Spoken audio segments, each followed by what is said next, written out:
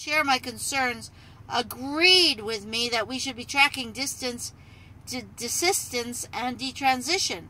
We thought the doctors would want to collect and understand this data in order to figure out what they had missed. We were wrong. Our doctor wondered aloud why he would spend time on someone who was no longer his patient. But we created a document anyway and called it Red Flag List. It was an Excel spreadsheet that tracked the kind of patients that kept my colleague and me up at night. One of the saddest cases of detransition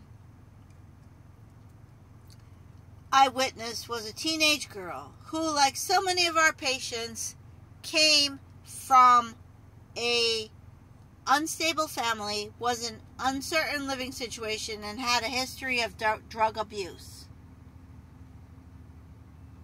The overwhelming majority of our patients are white, but this girl was black. She was put on hormones at the center when she was around 16.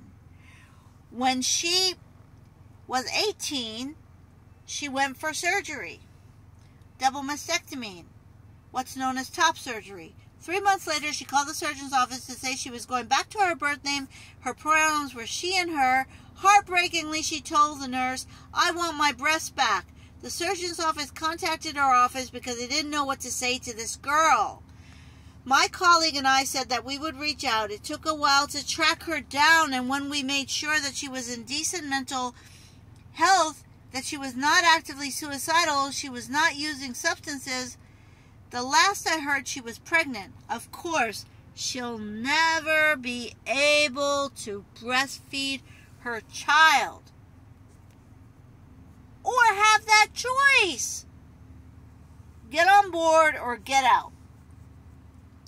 My concerns about what was going on at the center started to overtake my life. By spring 2020, I received an email from a staff therapist asking me for help with the case of a 16-year-old transgender male living in another state. Parents are open to having patients see a therapist, but are not supportive of gender, and patient does not want parents to be aware of gender identity. I am having a challenging time finding a gender-affirming therapist. I replied, I do not ethically agree with linking a minor patient to a therapist who would be gender-affirming with gender as a focus of their work without being discussed with the parents and the parents agreeing to that kind of care.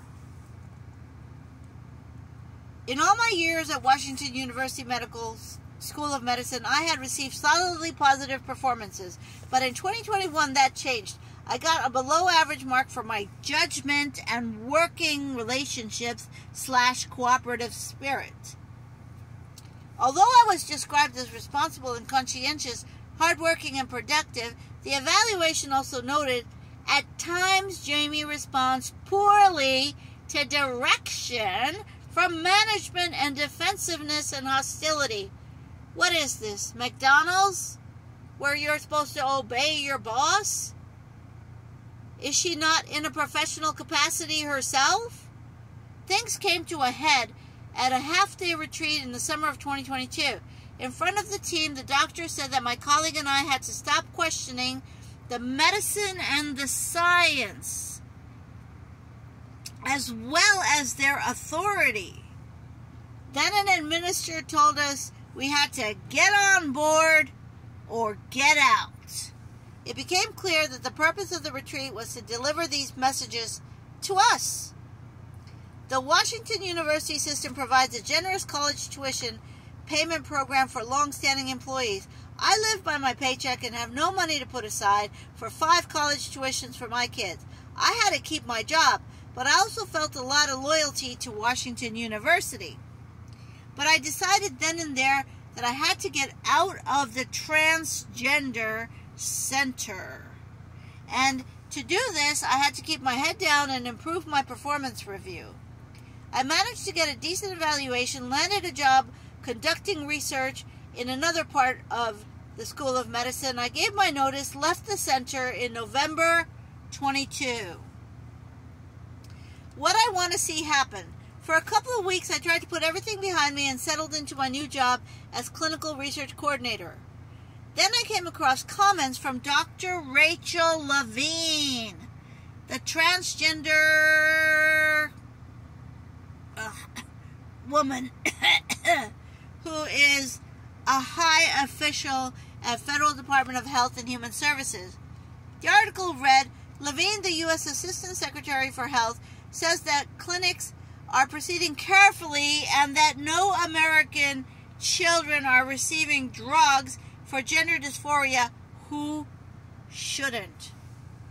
I felt stunned and sickened. It wasn't true, and I know from the deep first-hand experience. So I started writing down everything I could about my experience.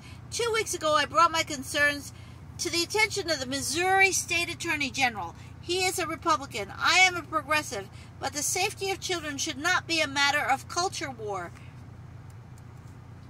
Given the Secretary secrecy and the lack of rigorous standards that characterize youth transgender transition across the country, I believe that to ensure the safety of American children, we need a moratorium on the hormonal and surgical treatment of young people with gender dysphoria.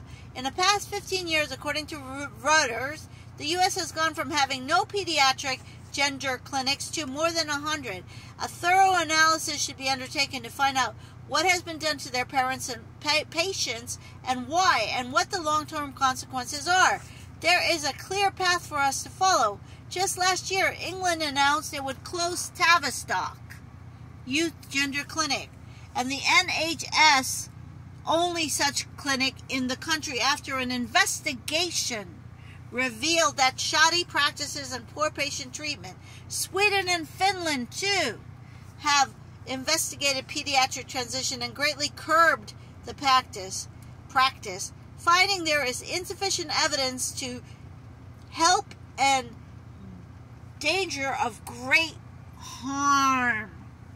Some critics describe the kind of treatment offered at places like Transgender Center where I worked as a kind of national experiment, but that's wrong. Experiments are supposed to be carefully designed. Hypotheses are supposed to be tested ethically. Doctors I worked alongside at the Transgender Center said frequently about the treatment of our patients, we are building the plane while we are flying it.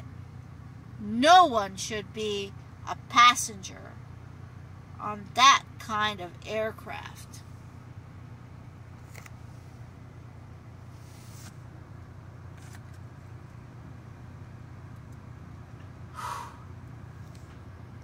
Let me just say how disturbed I am, even though I know all of this. When I think of the babies in my life, the teenagers in my life, the young people in their 20s that are struggling sometimes because they weren't loved properly, and they're led like cash cows into these places. I'm so sorry. I just wanted to read the article, but I'm a human being. This is awful, and this needs to stop. And I don't care if you're a Republican or a Democrat, independent, you've never voted, you never wrote a letter, you never made a telephone call. I don't care. Please, reach out to someone, anyone. Let's stop this. Thank you.